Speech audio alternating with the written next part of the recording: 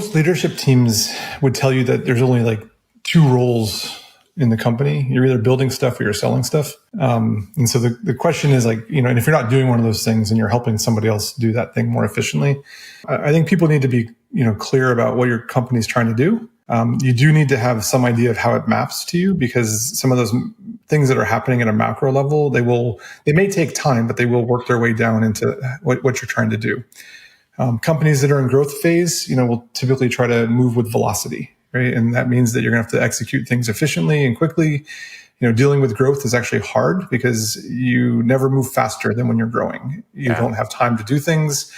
Things break at scale, and it's not always obvious. When you're listening and you hear your company trying to grow, questions you might ask, are really around how are the systems oriented that make us go faster. If you're a networking person, it'll tell you like how, maybe you need to think through capacity planning.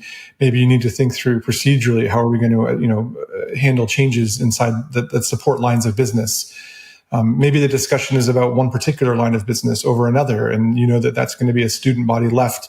You're going to shift everything to support that business, in which case understanding, what that business is going through. Are they growing? Are they missing targets? In which case they're going to be under a little bit more pressure. That's going to tell you that you need to, lead with empathy. If they're really aggressive, then you're going to need to lead with, how do we close it, right? If they're aspirational, hey, everybody, we're launching a new initiative around AI, haven't quite figured out how to monetize it, then that there's going to be pressure on top. They're going to say, let's move quickly. And then underneath, what they're going to tell you is all they see is obstacles.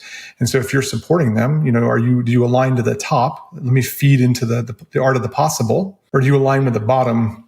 I see the same, constraints and bottlenecks and obstacles coming, but here's how we're going to solve them together. I think it can prepare how you talk, the questions that you ask, maybe even how you handle yourself in a meeting or across a deliverable. But I think there's signals everywhere that are telling you, how people are going to operate, what they're going to key on.